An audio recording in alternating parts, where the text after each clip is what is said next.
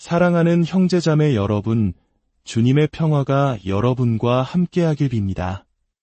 오늘 이 이야기가 여러분의 영혼에 깊은 울림을 준다면 주저하지 마시고 좋아요와 구독으로 저희와 함께해 주십시오. 여러분의 작은 행동이 하느님의 은총을 더 널리 전하는 귀한 도구가 될 것입니다.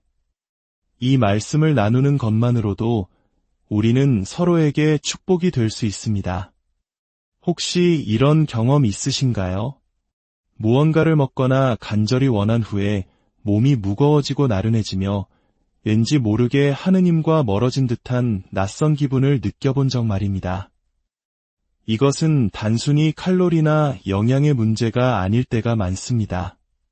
때로는 우리가 섭취하는 것들이 우리의 마음과 생각의 명료함, 나아가 우리의 영혼에까지 더 깊은 영향을 미칩니다. 그리고 여기 진실이 있습니다. 우리의 적, 악마는 이 사실을 너무나 잘 알고 있습니다. 악마는 어리석지 않습니다. 아주 전략적입니다. 그리고 그가 우리를 통제하는 가장 강력한 도구 중 하나가 바로 음식입니다. 우리가 악마에 대해 이야기할 때 대부분의 사람들은 뿔과 불, 그리고 명백하고 극적인 유혹을 떠올립니다. 하지만 진실은 악마는 종종 아주 교묘한 방식으로 일하며 우리 삶의 가장 평범한 영역으로 스며든다는 것입니다. 그가 영향력을 얻는 가장 과소평가된 방법 중 하나는 바로 우리가 스스로에게 무엇을 먹이는가를 통하는 것입니다. 이는 단순히 몸을 위한 물리적인 음식만을 의미하지 않습니다. 마음과 심장, 그리고 영혼을 위한 음식을 포함합니다. 악마는 우리가 무엇을 소비하는지가 결국 우리 자신을 형성한다는 것을 압니다. 만약 그가 우리의 식욕을 통제할 수 있다면 우리의 방향성마저 통제할 수 있게 되는 것입니다. 매일 우리는 영적인 식탁에 앉아 있습니다. 한쪽에는 하느님께서 진리, 지혜, 감사, 그리고 힘을 차려주십니다. 다른 한쪽에는 악마가 쾌락, 산만함 또는 안락함처럼 보이는 독이 든 접시를 내놓습니다. 중요한 것은 순간적으로 맛이 좋은 음식이 아니라 그 음식들이 시간이 지남에 따라 우리 영혼에 어떤 영향을 미치는가입니다. 악마는 전략가입니다. 그는 당신을 식사 한 끼, 선택 한 번으로 서서히 약화시킬 수 있다면 굳이 정면 공격을 할 필요가 없습니다. 그는 당신이 당장 큰 죄를 짓도록 만들 필요조차 없습니다. 대신 당신의 영혼을 무디게 하고 하느님의 목소리에 덜 민감하게 만드는 습관, 사고방식, 욕망의 작은 조각들을 먹입니다. 생각해 보십시오. 어느 날 아침에 일어나 갑자기 교만이나 시기, 절망의 노예가 되는 사람은 없습니다. 그것은 우리가 매일 먹는 것들을 통해 점진적으로 일어납니다. 우리가 보는 것, 듣는 것, 생각 속에 허용하는 모든 것들이 음식의 한 형태입니다. 육체적 건강과 마찬가지로 우리가 소비하는 것의 질이 우리 영혼의 건강을 결정합니다. 매일 정크푸드를 먹으면 몸이 약해지듯 마음과 정신의 독을 먹이면 영혼은 취약해집니다. 악마는 이것을 알기에 음식을 상징적으로 그리고 문자 그대로 사용하여 자신의 가장 큰 통제 도구 중 하나로 삼습니다. 이것이 바로 성경이 영적 진리를 설명하기 위해 음식의 이미지를 자주 사용하는 이유입니다. 예수님께서는 스스로를 생명의 빵이라 칭하셨습니다. 우리에게 사람은 빵만으로 살지 않고 하느님의 입에서 나오는 모든 말씀으로 산다고 가르치셨습니다. 시편은 하느님의 말씀이 꿀보다 더 달다고 노래합니다. 왜일까요? 음식은 단순히 우리가 소비하는 것이 아니라 우리 존재의 일부가 되기 때문입니다. 우리가 먹는 것은 우리 몸에 흡수되어 에너지를 공급합니다. 마찬가지로 우리가 영혼에 먹이는 것은 우리 영혼에 흡수되어 우리의 결정을 이끌어 나갑니다. 악마는 당신의 식욕을 타락시키면 당신의 자유가 위태로워진다는 것을 압니다. 비극은 우리 중 너무나 많은 이들이 무의식적으로 소비한다는 것입니다. 우리는 정신적으로, 감정적으로, 영적으로 무엇을 먹고 있는지 생각하지 않습니다. 소셜미디어를 통해 비교를 폭식하고 마음에 속삭이는 거짓말을 간식처럼 집어먹고 어떤 희생도 요구하지 않는 안락함에 탐닉합니다. 이러한 것들은 순간적으로는 기분 좋게 느껴질 수 있지만 우리의 힘과 믿음 안에 굳건히 설 수 있는 능력을 앗아갑니다. 악마가 우리 목에 죄를 억지로 밀어 넣을 필요는 없습니다. 그저 자신의 음식이 하느님의 음식보다 더 매력적으로 보이게 만들면 그만입니다. 만약 우리가 무엇을 선택할지 의식하지 않는다면 우리는 자신도 모르게 그의 식탁에 앉게 될 것입니다.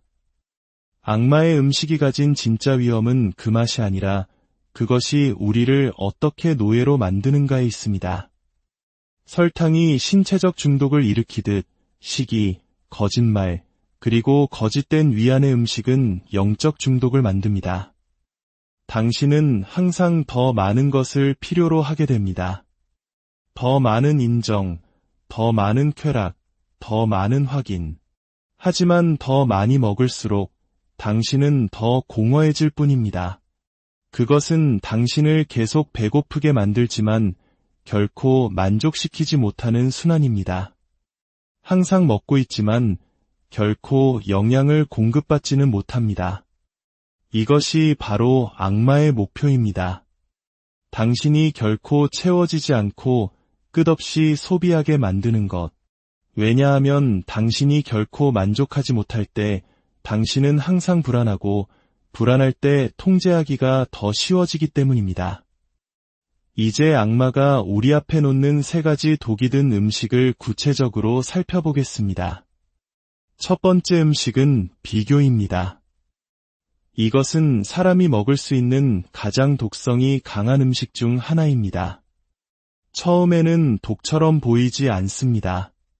정상적이고 심지어 자연스럽게 느껴집니다. 당신은 다른 사람들이 가진 것, 성취한 것, 그들의 외모, 그들이 올리는 게시물을 둘러봅니다.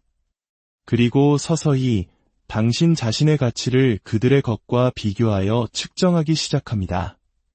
특히 우리 한국 사회처럼 어린 시절부터 끊임없는 경쟁과 비교 속에서 살아가는 우리에게 비교라는 음식은 너무나 익숙하고 달콤하게 느껴질 수 있습니다. 비교는 교활합니다. 명백한 악으로 나타나지 않기 때문입니다. 호기심, 관심, 무해한 관찰의 모습으로 나타납니다.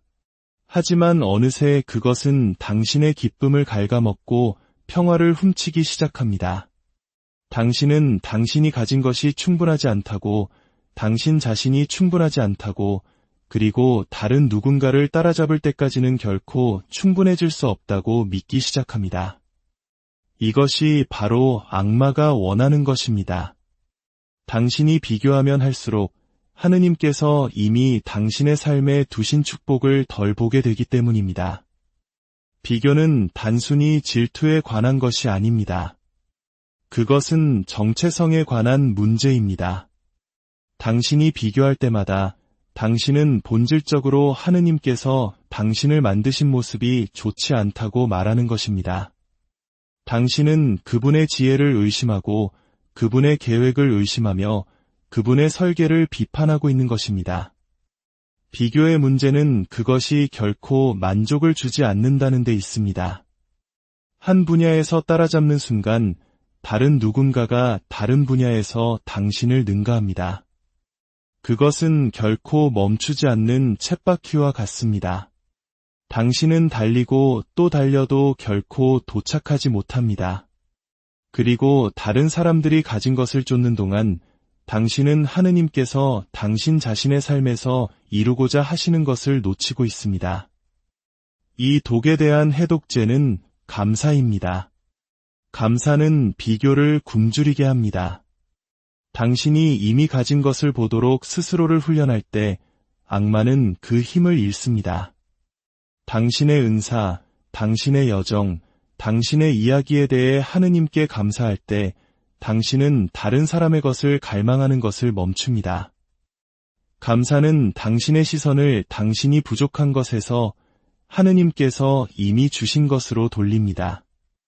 두 번째 음식은 악마의 대표 요리인 거짓말입니다.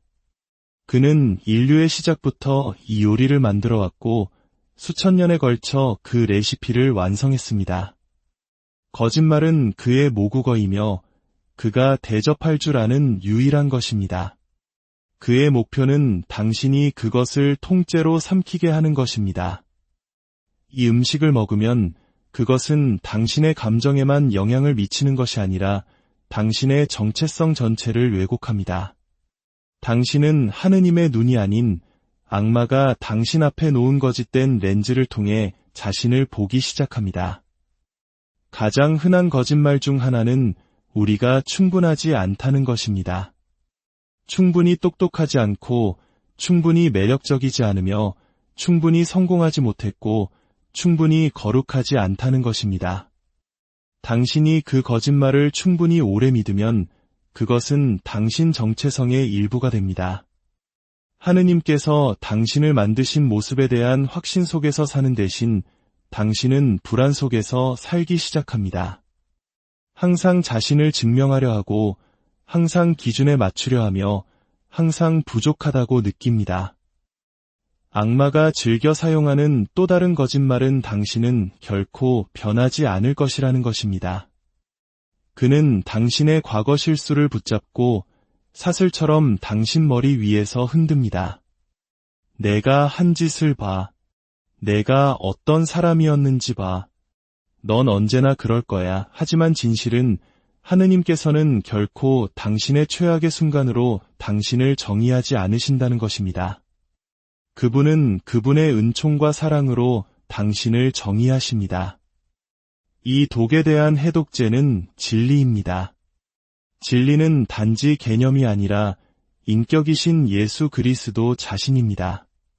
당신이 하느님의 말씀으로 돌아설 때마다 당신은 현실적이고 견고하며 영양이 풍부한 것으로 자신을 채우는 것입니다.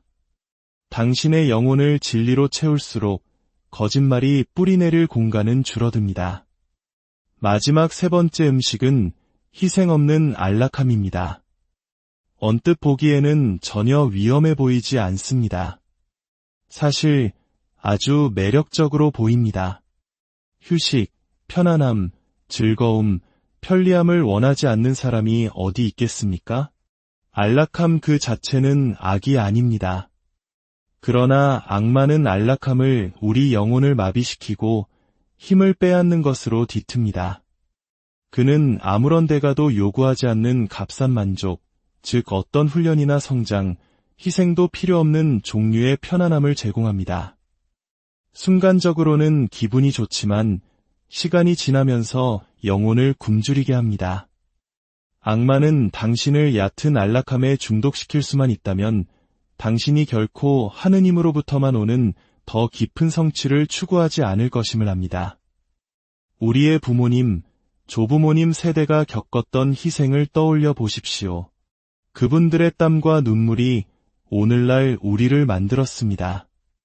하지만 악마는 우리에게 그 고귀한 희생의 가치를 잊게 하고 그저 순간의 편안함만을 추구하라고 속삭입니다. 성장은 불편함을 요구합니다. 치유는 상처를 마주하는 것을 요구합니다. 힘은 저항을 요구합니다. 악마는 당신에게서 아무것도 요구하지 않는 손쉬운 쾌락의 끝없는 뷔페를 제공함으로써 당신을 그 모든 것으로부터 멀어지게 하려고 합니다. 희생 없는 안락함은 위조품입니다. 만족을 약속하지만 공허함을 남기고 평화를 약속하지만 불안함을 남깁니다. 이 독에 대한 해독제는 희생입니다. 예수님께서는 제자들에게 자신을 부인하고 날마다 자기 십자가를 지고 고통을 의미할지라도 당신을 따르라고 말씀하셨습니다. 왜냐하면 희생의 길이 변화의 길이기 때문입니다. 그것은 당신의 인격을 형성하고 인내를 기르며 믿음을 깊게 합니다. 그렇다면 우리는 어떻게 이 악마의 음식으로부터 자유로워질 수 있을까요? 바로 영적 단식을 통해서입니다. 악마의 음식으로부터 단식하는 것은 필수적입니다. 그것은 기쁨이나 즐거움을 부정하는 것이 아니라 독이 당신의 영혼에 들어오는 것을 거부하는 것입니다. 비교를 거부할 때마다 당신은 감사를 되찾습니다. 거짓말을 거부할 때마다 당신은 진리를 되찾습니다. 공허한 안락함에서 돌아설 때마다 당신은 희생과 훈련을 되찾습니다. 자유는 어느 날 갑자기 나타나는 것이 아닙니다. 매일 무엇을 먹을지 선택함으로써 가꾸어 나가는 것입니다. 악마가 그의 음식으로 당신을 통제하려 한다면 맞서 싸우는 방법은 당신의 식단을 바꾸는 것입니다. 물리적으로 건강에 해로운 음식을 끊을 때 일어나는 일을 생각해 보십시오. 처음에는 어렵습니다. 하지만 건강한 영양분으로 대체하면 몸은 치유되기 시작합니다. 영적으로도 똑같은 일이 일어납니다. 악마의 음식을 끊으면 당신의 영혼은 치유되기 시작합니다. 처음에는 여전히 비교를 갈망하고 거짓말을 떨쳐내기 어려우며 얕은 안락함의 쉬움을 그리워할 수 있습니다. 하지만 진리, 감사, 희생을 계속 선택함에 따라 당신의 영혼은 적응합니다. 당신은 악마의 것들보다 하느님의 것들을 더 갈망하기 시작합니다. 단식은 단지 거부하는 것이 아니라 대체하는 것임을 기억하는 것이 중요합니다. 비교를 멈추는 것만으로는 부족합니다. 적극적으로 감사를 실천해야 합니다. 거짓말을 침묵시키는 것만으로는 부족합니다. 진리로 자신을 채워야 합니다. 얕은 안락함을 피하는 것만으로는 부족합니다. 희생을 삶의 방식으로 받아들여야 합니다. 사랑하는 형제자매 여러분, 무엇을 소비하는지가 결국 당신이 누구인지를 형성합니다. 만약 당신이 독으로부터 단식하고 하느님께서 주시는 양식을 먹는다면 당신은 더 강해질 뿐만 아니라 더 자유로워질 것입니다. 감사는 세상을 보는 방식을 바꿉니다. 진리는 자신을 보는 방식을 재정의해야 합니다. 희생은 당신이 소명을 살아가는 방식을 변화시킵니다. 이 세 가지는 단지 미덕이 아니라 영혼을 위한 식사입니다. 당신을 강하게 하고 치유하며 삶의 모든 계절을 통해 당신을 지탱해주는 그런 식사입니다. 악마의 음식이 당신을 약하게 만드는 곳에서 하느님의 음식은 당신을 회복력 있게 만듭니다. 악마의 식탁이 당신을 공허하게 남겨두는 곳에서 하느님의 식탁은 당신을 넘치도록 채웁니다. 주님, 저희가 악마의 식탁이 아닌 당신의 식탁에 앉게 하소서. 비교의 독 대신 감사의 빵을, 거짓의 쓴맛 대신 진리의 물을, 희생 없는 안락함 대신 당신의 사랑을 위한 거룩한 희생을 선택할 수 있는 은총을 내려주소서. 그리하여 저희가 매일 당신이 주시는 생명의 양식으로 영혼을 채우며 세상 속에서 당신의 진정한 자녀로 살아갈 수 있도록 이끌어 주소서. 성부와 성자와 성령의 이름으로. 사랑하는 형제자매 여러분, 주님의 평화가 여러분과 함께하길 빕니다. 오늘 이 이야기가 여러분의 영혼에 깊은 울림을 준다면 주저하지 마시고 좋아요와 구독으로 저희와 함께해 주십시오. 여러분의 작은 행동이 하느님의 은총을 더 널리 전하는 귀한 도구가 될 것입니다. 이 말씀을 나누는 것만으로도 우리는 서로에게 축복이 될 수 있습니다. 혹시 이런 경험 있으신가요? 무언가를 먹거나 간절히 원한 후에 몸이 무거워지고 나른해지며 왠지 모르게 하느님과 멀어진 듯한 낯선 기분을 느껴본 적 말입니다. 이것은 단순히 칼로리나 영양의 문제가 아닐 때가 많습니다. 때로는 우리가 섭취하는 것들이 우리의 마음과 생각의 명료함, 나아가 우리의 영혼에까지 더 깊은 영향을 미칩니다. 그리고 여기 진실이 있습니다. 우리의 적, 악마는 이 사실을 너무나 잘 알고 있습니다. 악마는 어리석지 않습니다. 아주 전략적입니다. 그리고 그가 우리를 통제하는 가장 강력한 도구 중 하나가 바로 음식입니다. 우리가 악마에 대해 이야기할 때 대부분의 사람들은 뿔과 불, 그리고 명백하고 극적인 유혹을 떠올립니다. 하지만 진실은 악마는 종종 아주 교묘한 방식으로 일하며 우리 삶의 가장 평범한 영역으로 스며든다는 것입니다. 그가 영향력을 얻는 가장 과소평가된 방법 중 하나는 바로 우리가 스스로에게 무엇을 먹이는가를 통하는 것입니다. 이는 단순히 몸을 위한 물리적인 음식만을 의미하지 않습니다. 마음과 심장, 그리고 영혼을 위한 음식을 포함합니다. 악마는 우리가 무엇을 소비하는지가 결국 우리 자신을 형성한다는 것을 압니다. 만약 그가 우리의 식욕을 통제할 수 있다면 우리의 방향성마저 통제할 수 있게 되는 것입니다. 매일 우리는 영적인 식탁에 앉아 있습니다. 한쪽에는 하느님께서 진리, 지혜, 감사, 그리고 힘을 차려주십니다. 다른 한쪽에는 악마가 쾌락, 산만함 또는 안락함처럼 보이는 독이 든 접시를 내놓습니다. 중요한 것은 순간적으로 맛이 좋은 음식이 아니라 그 음식들이 시간이 지남에 따라 우리 영혼에 어떤 영향을 미치는가입니다. 악마는 전략가입니다. 그는 당신을 식사 한 끼, 선택 한 번으로 서서히 약화시킬 수 있다면 굳이 정면 공격을 할 필요가 없습니다. 그는 당신이 당장 큰 죄를 짓도록 만들 필요조차 없습니다.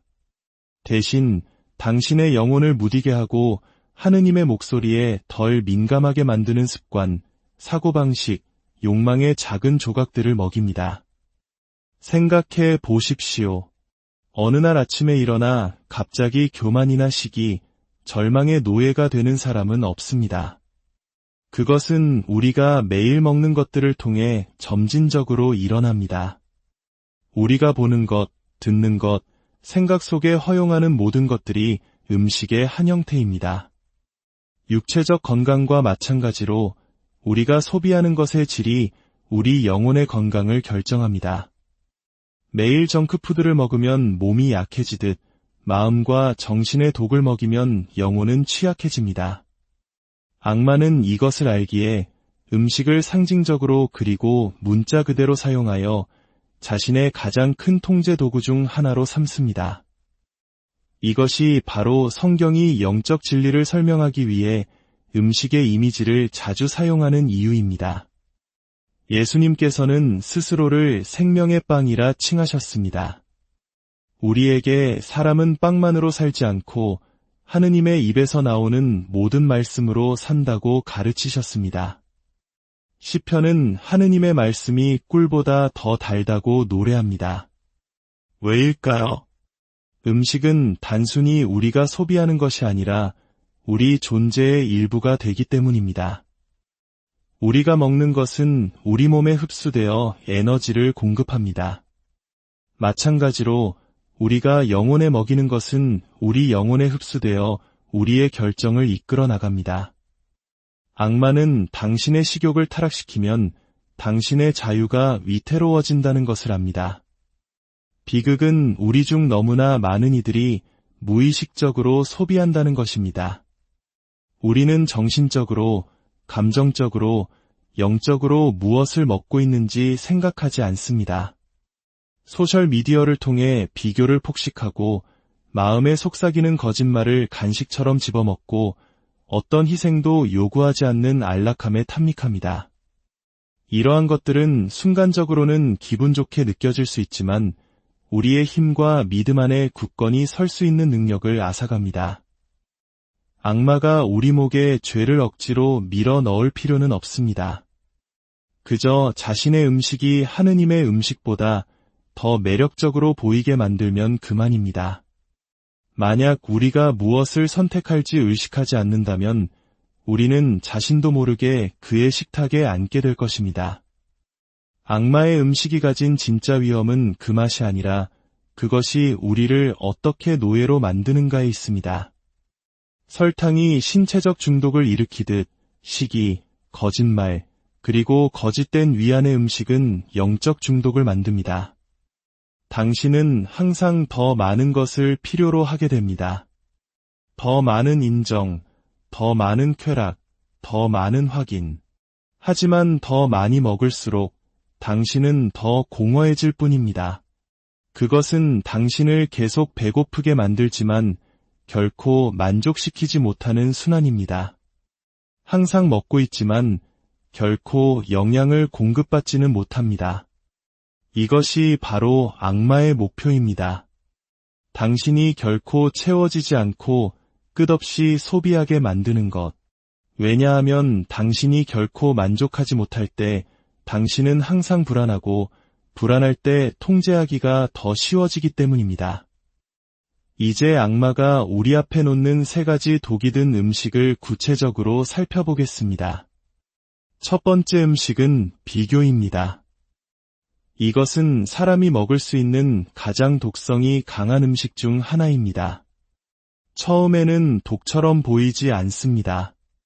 정상적이고 심지어 자연스럽게 느껴집니다. 당신은 다른 사람들이 가진 것, 성취한 것, 그들의 외모, 그들이 올리는 게시물을 둘러봅니다. 그리고 서서히 당신 자신의 가치를 그들의 것과 비교하여 측정하기 시작합니다. 특히 우리 한국 사회처럼 어린 시절부터 끊임없는 경쟁과 비교 속에서 살아가는 우리에게 비교라는 음식은 너무나 익숙하고 달콤하게 느껴질 수 있습니다. 비교는 교활합니다. 명백한 악으로 나타나지 않기 때문입니다. 호기심, 관심, 무해한 관찰의 모습으로 나타납니다. 하지만 어느새 그것은 당신의 기쁨을 갉아먹고 평화를 훔치기 시작합니다. 당신은 당신이 가진 것이 충분하지 않다고, 당신 자신이 충분하지 않다고, 그리고 다른 누군가를 따라잡을 때까지는 결코 충분해질 수 없다고 믿기 시작합니다. 이것이 바로 악마가 원하는 것입니다. 당신이 비교하면 할수록 하느님께서 이미 당신의 삶에 두신 축복을 덜 보게 되기 때문입니다. 비교는 단순히 질투에 관한 것이 아닙니다. 그것은 정체성에 관한 문제입니다. 당신이 비교할 때마다 당신은 본질적으로 하느님께서 당신을 만드신 모습이 좋지 않다고 말하는 것입니다. 당신은 그분의 지혜를 의심하고 그분의 계획을 의심하며 그분의 설계를 비판하고 있는 것입니다. 비교의 문제는 그것이 결코 만족을 주지 않는다는 데 있습니다. 한 분야에서 따라잡는 순간 다른 누군가가 다른 분야에서 당신을 능가합니다. 그것은 결코 멈추지 않는 쳇바퀴와 같습니다. 당신은 달리고 또 달려도 결코 도착하지 못합니다. 그리고 다른 사람들이 가진 것을 쫓는 동안 당신은 하느님께서 당신 자신의 삶에서 이루고자 하시는 것을 놓치고 있습니다. 이 독에 대한 해독제는 감사입니다. 감사는 비교를 굶주리게 합니다. 당신이 이미 가진 것을 보도록 스스로를 훈련할 때 악마는 그 힘을 잃습니다. 당신의 은사, 당신의 여정, 당신의 이야기에 대해 하느님께 감사할 때 당신은 다른 사람의 것을 갈망하는 것을 멈춥니다. 감사는 당신의 시선을 당신이 부족한 것에서 하느님께서 이미 주신 것으로 돌립니다. 두 번째 음식은 악마의 대표 요리인 거짓말입니다. 그는 인류의 시작부터 이 요리를 만들어 왔고 수천 년에 걸쳐 그 레시피를 완성했습니다. 거짓말은 그의 모국어이며 그가 대접할 줄 아는 유일한 것입니다. 그의 목표는 당신이 그것을 통째로 삼키게 하는 것입니다. 이 음식을 먹으면 그것은 당신의 감정에만 영향을 미치는 것이 아니라 당신의 정체성 전체를 왜곡합니다. 당신은 하느님의 눈이 아닌 악마가 당신 앞에 놓은 거짓된 렌즈를 통해 자신을 보기 시작합니다. 가장 흔한 거짓말 중 하나는 우리가 충분하지 않다는 것입니다. 충분히 똑똑하지 않고 충분히 매력적이지 않으며 충분히 성공하지 못했고 충분히 거룩하지 않다는 것입니다. 당신이 그 거짓말을 충분히 오래 믿으면 그것은 당신 정체성의 일부가 됩니다. 하느님께서 당신을 만드신 모습에 대한 확신 속에서 사는 대신 당신은 불안 속에서 살기 시작합니다. 항상 자신을 증명하려 하고 항상 기준에 맞추려 하며 항상 부족하다고 느낍니다. 악마가 즐겨 사용하는 또 다른 거짓말은 당신은 결코 변하지 않을 것이라는 것입니다. 그는 당신의 과거 실수를 붙잡고 사슬처럼 당신 머리 위에서 흔듭니다. 내가 한 짓을 봐. 내가 어떤 사람이었는지 봐. 넌 언제나 그럴 거야. 하지만 진실은 하느님께서는 결코 당신의 최악의 순간으로 당신을 정의하지 않으신다는 것입니다. 그분은 그분의 은총과 사랑으로 당신을 정의하십니다. 이 독에 대한 해독제는 진리입니다. 진리는 단지 개념이 아니라 인격이신 예수 그리스도 자신입니다. 당신이 하느님의 말씀으로 돌아설 때마다 당신은 현실적이고 견고하며 영양이 풍부한 것으로 자신을 채우는 것입니다. 당신의 영혼을 진리로 채울수록 거짓말이 뿌리내릴 공간은 줄어듭니다. 마지막 세 번째 음식은 희생 없는 안락함입니다. 언뜻 보기에는 전혀 위험해 보이지 않습니다. 사실 아주 매력적으로 보입니다. 휴식, 편안함, 즐거움, 편리함을 원하지 않는 사람이 어디 있겠습니까? 안락함 그 자체는 악이 아닙니다. 그러나 악마는 안락함을 우리 영혼을 마비시키고 힘을 빼앗는 것으로 뒤틉니다. 그는 아무런 대가도 요구하지 않는 값싼 만족, 즉 어떤 훈련이나 성장, 희생도 필요 없는 종류의 편안함을 제공합니다. 순간적으로는 기분이 좋지만 시간이 지나면서 영혼을 굶주리게 합니다. 악마는 당신을 얕은 안락함에 중독시킬 수만 있다면 당신이 결코 하느님으로부터만 오는 더 깊은 성취를 추구하지 않을 것임을 압니다. 우리의 부모님, 조부모님 세대가 겪었던 희생을 떠올려 보십시오. 그분들의 땀과 눈물이 오늘날 우리를 만들었습니다. 하지만 악마는 우리에게 그 고귀한 희생의 가치를 잊게 하고 그저 순간의 편안함만을 추구하라고 속삭입니다. 성장은 불편함을 요구합니다. 치유는 상처를 마주하는 것을 요구합니다. 힘은 저항을 요구합니다. 악마는 당신에게서 아무것도 요구하지 않는 손쉬운 쾌락의 끝없는 뷔페를 제공함으로써 당신을 그 모든 것으로부터 멀어지게 하려고 합니다. 희생 없는 안락함은 위조품입니다. 만족을 약속하지만 공허함을 남기고 평화를 약속하지만 불안함을 남깁니다. 이 독에 대한 해독제는 희생입니다. 예수님께서는 제자들에게 자신을 부인하고 날마다 자기 십자가를 지고 고통을 의미할지라도 당신을 따르라고 말씀하셨습니다. 왜냐하면 희생의 길이 변화의 길이기 때문입니다. 그것은 당신의 인격을 형성하고 인내를 기르며 믿음을 깊게 합니다. 그렇다면 우리는 어떻게 이 악마의 음식으로부터 자유로워질 수 있을까요? 바로 영적 단식을 통해서입니다. 악마의 음식으로부터 단식하는 것은 필수적입니다. 그것은 기쁨이나 즐거움을 부정하는 것이 아니라 독이 당신의 영혼에 들어오는 것을 거부하는 것입니다. 비교를 거부할 때마다 당신은 감사를 되찾습니다. 거짓말을 거부할 때마다 당신은 진리를 되찾습니다. 공허한 안락함에서 돌아설 때마다 당신은 희생과 훈련을 되찾습니다. 자유는 어느 날 갑자기 나타나는 것이 아닙니다. 매일 무엇을 먹을지 선택함으로써 가꾸어 나가는 것입니다. 악마가 그의 음식으로 당신을 통제하려 한다면 맞서 싸우는 방법은 당신의 식단을 바꾸는 것입니다. 물리적으로 건강에 해로운 음식을 끊을 때 일어나는 일을 생각해 보십시오. 처음에는 어렵습니다. 하지만 건강한 영양분으로 대체하면 몸은 치유되기 시작합니다. 영적으로도 똑같은 일이 일어납니다. 악마의 음식을 끊으면 당신의 영혼은 치유되기 시작합니다. 처음에는 여전히 비교를 갈망하고 거짓말을 떨쳐내기 어려우며 얕은 안락함의 쉬움을 그리워할 수 있습니다.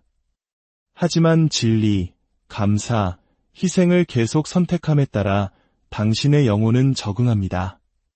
당신은 악마의 것들보다 하느님의 것들을 더 갈망하기 시작합니다. 단식은 단지 거부하는 것이 아니라 대체하는 것임을 기억하는 것이 중요합니다. 비교를 멈추는 것만으로는 부족합니다. 적극적으로 감사를 실천해야 합니다. 거짓말을 침묵시키는 것만으로는 부족합니다. 진리로 자신을 채워야 합니다. 얕은 안락함을 피하는 것만으로는 부족합니다. 희생을 삶의 방식으로 받아들여야 합니다. 사랑하는 형제자매 여러분, 무엇을 소비하는지가 결국 당신이 누구인지를 형성합니다. 만약 당신이 도구로부터 단식하고 하느님께서 주시는 양식을 먹는다면 당신은 더 강해질 뿐만 아니라 더 자유로워질 것입니다. 감사는 세상을 보는 방식을 바꿉니다. 진리는 자신을 보는 방식을 재정의합니다. 희생은 당신이 소명을 살아가는 방식을 변화시킵니다. 이 세 가지는 단지 미덕이 아니라 영혼을 위한 식사입니다. 당신을 강하게 하고 치유하며 삶의 모든 계절을 통해 당신을 지탱해주는 그런 식사입니다. 악마의 음식이 당신을 약하게 만드는 곳에서 하느님의 음식은 당신을 회복력 있게 만듭니다. 악마의 식탁이 당신을 공허하게 남겨두는 곳에서 하느님의 식탁은 당신을 넘치도록 채웁니다. 주님, 저희가 악마의 식탁이 아닌 당신의 식탁에 앉게 하소서. 비교의 독 대신 감사의 빵을, 거짓의 쓴맛 대신 진리의 물을, 희생 없는 안락함 대신 당신의 사랑을 위한 거룩한 희생을 선택할 수 있는 은총을 내려주소서. 그리하여 저희가 매일 당신이 주시는 생명의 양식으로 영혼을 채우며 세상 속에서 당신의 진정한 자녀로 살아갈 수 있도록 이끌어 주소서. 성부와 성자와 성령의 이름으로. 사랑하는 형제자매 여러분, 주님의 평화가 여러분과 함께하길 빕니다. 오늘 이 이야기가 여러분의 영혼에 깊은 울림을 준다면 주저하지 마시고 좋아요와 구독으로 저희와 함께해 주십시오. 여러분의 작은 행동이 하느님의 은총을 더 널리 전하는 귀한 도구가 될 것입니다. 이 말씀을 나누는 것만으로도 우리는 서로에게 축복이 될 수 있습니다. 혹시 이런 경험 있으신가요? 무언가를 먹거나 간절히 원한 후에 몸이 무거워지고 나른해지며 왠지 모르게 하느님과 멀어진 듯한 낯선 기분을 느껴본 적 말입니다. 이것은 단순히 칼로리나 영양의 문제가 아닐 때가 많습니다. 때로는 우리가 섭취하는 것들이 우리의 마음과 생각의 명료함, 나아가 우리의 영혼에까지 더 깊은 영향을 미칩니다. 그리고 여기 진실이 있습니다. 우리의 적, 악마는 이 사실을 너무나 잘 알고 있습니다. 악마는 어리석지 않습니다. 아주 전략적입니다. 그리고 그가 우리를 통제하는 가장 강력한 도구 중 하나가 바로 음식입니다. 우리가 악마에 대해 이야기할 때 대부분의 사람들은 뿔과 불, 그리고 명백하고 극적인 유혹을 떠올립니다. 하지만 진실은 악마는 종종 아주 교묘한 방식으로 일하며 우리 삶의 가장 평범한 영역으로 스며든다는 것입니다. 그가 영향력을 얻는 가장 과소평가된 방법 중 하나는 바로 우리가 스스로에게 무엇을 먹이는가를 통하는 것입니다. 이는 단순히 몸을 위한 물리적인 음식만을 의미하지 않습니다. 마음과 심장, 그리고 영혼을 위한 음식을 포함합니다. 악마는 우리가 무엇을 소비하는지가 결국 우리 자신을 형성한다는 것을 압니다. 만약 그가 우리의 식욕을 통제할 수 있다면 우리의 방향성마저 통제할 수 있게 되는 것입니다. 매일 우리는 영적인 식탁에 앉아 있습니다. 한쪽에는 하느님께서 진리, 지혜, 감사, 그리고 힘을 차려주십니다. 다른 한쪽에는 악마가 쾌락, 산만함 또는 안락함처럼 보이는 독이 든 접시를 내놓습니다. 중요한 것은 순간적으로 맛이 좋은 음식이 아니라 그 음식들이 시간이 지남에 따라 우리 영혼에 어떤 영향을 미치는가입니다. 악마는 전략가입니다. 그는 당신을 식사 한 끼, 선택 한 번으로 서서히 약화시킬 수 있다면 굳이 정면 공격을 할 필요가 없습니다. 그는 당신이 당장 큰 죄를 짓도록 만들 필요조차 없습니다. 대신 당신의 영혼을 무디게 하고 하느님의 목소리에 덜 민감하게 만드는 습관, 사고방식, 욕망의 작은 조각들을 먹입니다. 생각해 보십시오. 어느 날 아침에 일어나 갑자기 교만이나 시기, 절망의 노예가 되는 사람은 없습니다. 그것은 우리가 매일 먹는 것들을 통해 점진적으로 일어납니다. 우리가 보는 것, 듣는 것, 생각 속에 허용하는 모든 것들이 음식의 한 형태입니다. 육체적 건강과 마찬가지로 우리가 소비하는 것의 질이 우리 영혼의 건강을 결정합니다. 매일 정크푸드를 먹으면 몸이 약해지듯 마음과 정신의 독을 먹이면 영혼은 취약해집니다. 악마는 이것을 알기에 음식을 상징적으로 그리고 문자 그대로 사용하여 자신의 가장 큰 통제 도구 중 하나로 삼습니다. 이것이 바로 성경이 영적 진리를 설명하기 위해 음식의 이미지를 자주 사용하는 이유입니다. 예수님께서는 스스로를 생명의 빵이라 칭하셨습니다. 우리에게 사람은 빵만으로 살지 않고 하느님의 입에서 나오는 모든 말씀으로 산다고 가르치셨습니다. 시편은 하느님의 말씀이 꿀보다 더 달다고 노래합니다. 왜일까요? 음식은 단순히 우리가 소비하는 것이 아니라 우리 존재의 일부가 되기 때문입니다. 우리가 먹는 것은 우리 몸에 흡수되어 에너지를 공급합니다. 마찬가지로 우리가 영혼에 먹이는 것은 우리 영혼에 흡수되어 우리의 결정을 이끌어 나갑니다. 악마는 당신의 식욕을 타락시키면 당신의 자유가 위태로워진다는 것을 압니다. 비극은 우리 중 너무나 많은 이들이 무의식적으로 소비한다는 것입니다. 우리는 정신적으로, 감정적으로, 영적으로 무엇을 먹고 있는지 생각하지 않습니다. 소셜미디어를 통해 비교를 폭식하고 마음에 속삭이는 거짓말을 간식처럼 집어먹고 어떤 희생도 요구하지 않는 안락함에 탐닉합니다. 이러한 것들은 순간적으로는 기분 좋게 느껴질 수 있지만 우리의 힘과 믿음 안에 굳건히 설 수 있는 능력을 앗아갑니다. 악마가 우리 목에 죄를 억지로 밀어 넣을 필요는 없습니다. 그저 자신의 음식이 하느님의 음식보다 더 매력적으로 보이게 만들면 그만입니다. 만약 우리가 무엇을 선택할지 의식하지 않는다면 우리는 자신도 모르게 그의 식탁에 앉게 될 것입니다.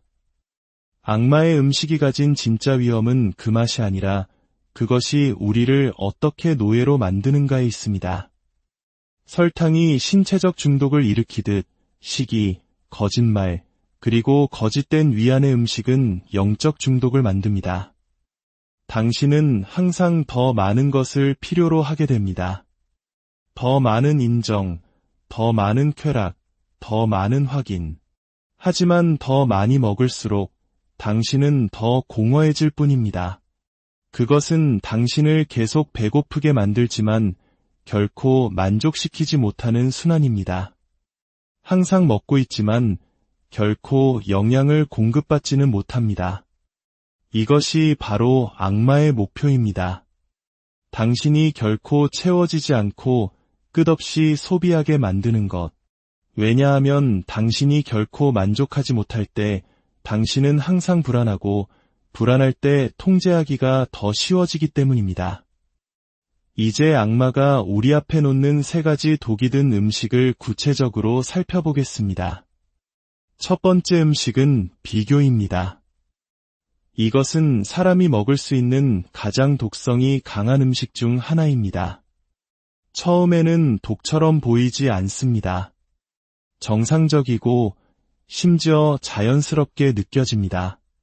당신은 다른 사람들이 가진 것, 성취한 것, 그들의 외모, 그들이 올리는 게시물을 둘러봅니다. 그리고 서서히 당신 자신의 가치를 그들의 것과 비교하여 측정하기 시작합니다.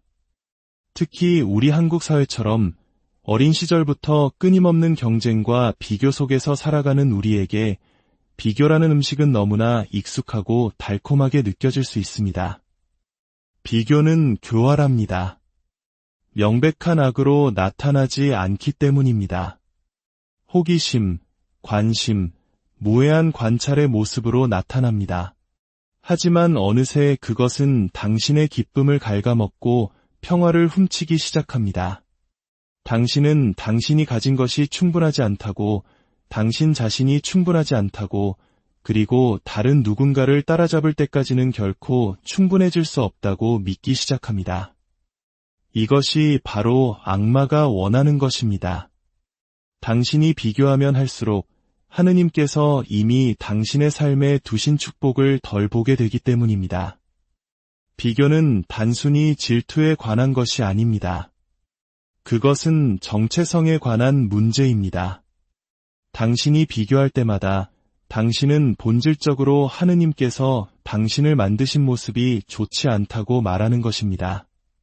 당신은 그분의 지혜를 의심하고 그분의 계획을 의심하며 그분의 설계를 비판하고 있는 것입니다. 비교의 문제는 그것이 결코 만족을 주지 않는다는 데 있습니다. 한 분야에서 따라잡는 순간 다른 누군가가 다른 분야에서 당신을 능가합니다. 그것은 결코 멈추지 않는 쳇바퀴와 같습니다. 당신은 달리고 또 달려도 결코 도착하지 못합니다. 그리고 다른 사람들이 가진 것을 쫓는 동안 당신은 하느님께서 당신 자신의 삶에서 이루고자 하시는 것을 놓치고 있습니다. 이 독에 대한 해독제는 감사입니다. 감사는 비교를 굶주리게 합니다. 당신이 이미 가진 것을 보도록 스스로를 훈련할 때 악마는 그 힘을 잃습니다. 당신의 은사, 당신의 여정, 당신의 이야기에 대해 하느님께 감사할 때 당신은 다른 사람의 것을 갈망하는 것을 멈춥니다. 감사는 당신의 시선을 당신이 부족한 것에서 하느님께서 이미 주신 것으로 돌립니다. 두 번째 음식은 악마의 대표 요리인 거짓말입니다. 그는 인류의 시작부터 이 요리를 만들어 왔고 수천 년에 걸쳐 그 레시피를 완성했습니다. 거짓말은 그의 모국어이며 그가 대접할 줄 아는 유일한 것입니다. 그의 목표는 당신이 그것을 통째로 삼키게 하는 것입니다. 이 음식을 먹으면 그것은 당신의 감정에만 영향을 미치는 것이 아니라 당신의 정체성 전체를 왜곡합니다. 당신은 하느님의 눈이 아닌 악마가 당신 앞에 놓은 거짓된 렌즈를 통해 자신을 보기 시작합니다. 가장 흔한 거짓말 중 하나는 우리가 충분하지 않다는 것입니다. 충분히 똑똑하지 않고, 충분히 매력적이지 않으며, 충분히 성공하지 못했고, 충분히 거룩하지 않다는 것입니다. 당신이 그 거짓말을 충분히 오래 믿으면 그것은 당신 정체성의 일부가 됩니다. 하느님께서 당신을 만드신 모습에 대한 확신 속에서 사는 대신 당신은 불안 속에서 살기 시작합니다. 항상 자신을 증명하려 하고 항상 기준에 맞추려 하며 항상 부족하다고 느낍니다. 악마가 즐겨 사용하는 또 다른 거짓말은 당신은 결코 변하지 않을 것이라는 것입니다. 그는 당신의 과거 실수를 붙잡고 사슬처럼 당신 머리 위에서 흔듭니다. 내가 한 짓을 봐. 내가 어떤 사람이었는지 봐. 넌 언제나 그럴 거야. 하지만 진실은 하느님께서는 결코 당신의 최악의 순간으로 당신을 정의하지 않으신다는 것입니다. 그분은 그분의 은총과 사랑으로 당신을 정의하십니다. 이 독에 대한 해독제는 진리입니다. 진리는 단지 개념이 아니라 인격이신 예수 그리스도 자신입니다. 당신이 하느님의 말씀으로 돌아설 때마다 당신은 현실적이고 견고하며 영양이 풍부한 것으로 자신을 채우는 것입니다. 당신의 영혼을 진리로 채울수록 거짓말이 뿌리내릴 공간은 줄어듭니다. 마지막 세 번째 음식은 희생 없는 안락함입니다. 언뜻 보기에는 전혀 위험해 보이지 않습니다. 사실 아주 매력적으로 보입니다. 휴식, 편안함, 즐거움, 편리함을 원하지 않는 사람이 어디 있겠습니까? 안락함 그 자체는 악이 아닙니다. 그러나 악마는 안락함을 우리 영혼을 마비시키고 힘을 빼앗는 것으로 뒤틉니다. 그는 아무런 대가도 요구하지 않는 값싼 만족, 즉 어떤 훈련이나 성장, 희생도 필요 없는 종류의 편안함을 제공합니다.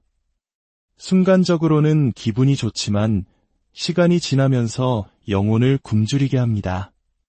악마는 당신을 얕은 안락함에 중독시킬 수만 있다면 당신이 결코 하느님으로부터만 오는 더 깊은 성취를 추구하지 않을 것임을 압니다. 우리의 부모님, 조부모님 세대가 겪었던 희생을 떠올려 보십시오. 그분들의 땀과 눈물이 오늘날 우리를 만들었습니다. 하지만 악마는 우리에게 그 고귀한 희생의 가치를 잊게 하고 그저 순간의 편안함만을 추구하라고 속삭입니다. 성장은 불편함을 요구합니다. 치유는 상처를 마주하는 것을 요구합니다. 힘은 저항을 요구합니다. 악마는 당신에게서 아무것도 요구하지 않는 손쉬운 쾌락의 끝없는 뷔페를 제공함으로써 당신을 그 모든 것으로부터 멀어지게 하려고 합니다. 희생 없는 안락함은 위조품입니다. 만족을 약속하지만 공허함을 남기고 평화를 약속하지만 불안함을 남깁니다. 이 독에 대한 해독제는 희생입니다. 예수님께서는 제자들에게 자신을 부인하고 날마다 자기 십자가를 지고 고통을 의미할지라도 당신을 따르라고 말씀하셨습니다. 왜냐하면 희생의 길이 변화의 길이기 때문입니다. 그것은 당신의 인격을 형성하고 인내를 기르며 믿음을 깊게 합니다. 그렇다면 우리는 어떻게 이 악마의 음식으로부터 자유로워질 수 있을까요? 바로 영적 단식을 통해서입니다. 악마의 음식으로부터 단식하는 것은 필수적입니다. 그것은 기쁨이나 즐거움을 부정하는 것이 아니라 독이 당신의 영혼에 들어오는 것을 거부하는 것입니다. 비교를 거부할 때마다 당신은 감사를 되찾습니다. 거짓말을 거부할 때마다 당신은 진리를 되찾습니다. 공허한 안락함에서 돌아설 때마다 당신은 희생과 훈련을 되찾습니다. 자유는 어느 날 갑자기 나타나는 것이 아닙니다. 매일 무엇을 먹을지 선택함으로써 가꾸어 나가는 것입니다. 악마가 그의 음식으로 당신을 통제하려 한다면 맞서 싸우는 방법은 당신의 식단을 바꾸는 것입니다. 물리적으로 건강에 해로운 음식을 끊을 때 일어나는 일을 생각해 보십시오. 처음에는 어렵습니다. 하지만 건강한 영양분으로 대체하면 몸은 치유되기 시작합니다. 영적으로도 똑같은 일이 일어납니다. 악마의 음식을 끊으면 당신의 영혼은 치유되기 시작합니다. 처음에는 여전히 비교를 갈망하고 거짓말을 떨쳐내기 어려우며 얕은 안락함의 쉬움을 그리워할 수 있습니다. 하지만 진리, 감사, 희생을 계속 선택함에 따라 당신의 영혼은 적응합니다. 당신은 악마의 것들보다 하느님의 것들을 더 갈망하기 시작합니다. 단식은 단지 거부하는 것이 아니라 대체하는 것임을 기억하는 것이 중요합니다. 비교를 멈추는 것만으로는 부족합니다. 적극적으로 감사를 실천해야 합니다. 거짓말을 침묵시키는 것만으로는 부족합니다. 진리로 자신을 채워야 합니다. 얕은 안락함을 피하는 것만으로는 부족합니다. 희생을 삶의 방식으로 받아들여야 합니다. 사랑하는 형제자매 여러분, 무엇을 소비하는지가 결국 당신이 누구인지를 형성합니다. 만약 당신이 도구로부터 단식하고 하느님께서 주시는 양식을 먹는다면 당신은 더 강해질 뿐만 아니라 더 자유로워질 것입니다. 감사는 세상을 보는 방식을 바꿉니다. 진리는 자신을 보는 방식을 재정의합니다. 희생은 당신이 소명을 살아가는 방식을 변화시킵니다. 이 세 가지는 단지 미덕이 아니라 영혼을 위한 식사입니다. 당신을 강하게 하고 치유하며 삶의 모든 계절을 통해 당신을 지탱해주는 그런 식사입니다. 악마의 음식이 당신을 약하게 만드는 곳에서 하느님의 음식은 당신을 회복력 있게 만듭니다. 악마의 식탁이 당신을 공허하게 남겨두는 곳에서 하느님의 식탁은 당신을 넘치도록 채웁니다. 주님, 저희가 악마의 식탁이 아닌 당신의 식탁에 앉게 하소서. 비교의 독 대신 감사의 빵을, 거짓의 쓴맛 대신 진리의 물을, 희생 없는 안락함 대신 당신의 사랑을 위한 거룩한 희생을 선택할 수 있는 은총을 내려주소서. 그리하여 저희가 매일 당신이 주시는 생명의 양식으로 영혼을 채우며 세상 속에서 당신의 진정한 자녀로 살아갈 수 있도록 이끌어 주소서. 성부와 성자와 성령의 이름으로. 사랑하는 형제자매 여러분, 주님의 평화가 여러분과 함께하길 빕니다. 오늘 이 이야기가 여러분의 영혼에 깊은 울림을 준다면 주저하지 마시고 좋아요와 구독으로 저희와 함께해 주십시오. 여러분의 작은 행동이 하느님의 은총을 더 널리 전하는 귀한 도구가 될 것입니다. 이 말씀을 나누는 것만으로도 우리는 서로에게 축복이 될 수 있습니다. 혹시 이런 경험 있으신가요? 무언가를 먹거나 간절히 원한 후에 몸이 무거워지고 나른해지며 왠지 모르게 하느님과 멀어진 듯한 낯선 기분을 느껴본 적 말입니다. 이것은 단순히 칼로리나 영양의 문제가 아닐 때가 많습니다. 때로는 우리가 섭취하는 것들이 우리의 마음과 생각의 명료함, 나아가 우리의 영혼에까지 더 깊은 영향을 미칩니다. 그리고 여기 진실이 있습니다.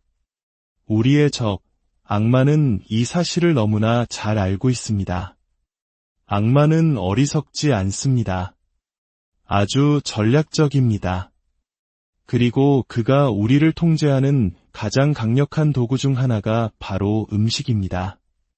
우리가 악마에 대해 이야기할 때 대부분의 사람들은 뿔과 불, 그리고 명백하고 극적인 유혹을 떠올립니다. 하지만 진실은 악마는 종종 아주 교묘한 방식으로 일하며 우리 삶의 가장 평범한 영역으로 스며든다는 것입니다. 그가 영향력을 얻는 가장 과소평가된 방법 중 하나는 바로 우리가 스스로에게 무엇을 먹이는가를 통하는 것입니다. 이는 단순히 몸을 위한 물리적인 음식만을 의미하지 않습니다. 마음과 심장, 그리고 영혼을 위한 음식을 포함합니다. 악마는 우리가 무엇을 소비하는지가 결국 우리 자신을 형성한다는 것을 압니다. 만약 그가 우리의 식욕을 통제할 수 있다면 우리의 방향성마저 통제할 수 있게 되는 것입니다. 매일 우리는 영적인 식탁에 앉아 있습니다.